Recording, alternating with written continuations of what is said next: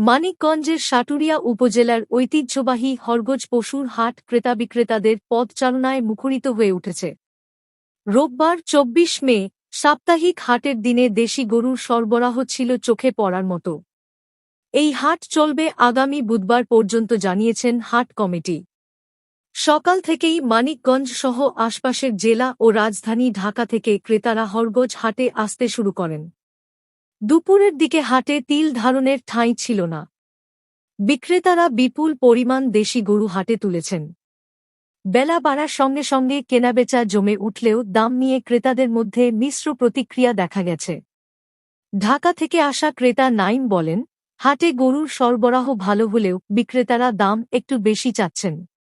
স্বাদ ও সাধ্যের সমন্বয় করতে হিমশিম খেতে হচ্ছে। অন্যদিকে বিক্রেতাদের দাবি, গোখাদ্যের দাম বেড়ে যাওয়ায় পশুপালনের খরচ অনেক বেড়েছে, তাই কিছুটা বাড়তি দামে বিক্রি করতে হচ্ছে। এদিকে তীব্র গরমের কারণে হাটে আসা পশুগুলো চরম স্বাস্থ্য ঝুঁকিতে পড়েছে। প্রচণ্ড তাপে অনেক গরু অসুস্থ হয়ে পড়ার খবর পাওয়া গেছে। এমনকি হিট স্ট্রোকে আক্রান্ত হয়ে একটি গরুর মৃত্যু হয়েছে বলে জানা গেছে। পশুর স্বাস্থ্য সুরক্ষায় হাটে সার্বক্ষণিক দায়িত্ব পালন করছে উপজেলা প্রাণিসম্পদ দপ্তরের একটি বিশেষ মেডিকেল টিম।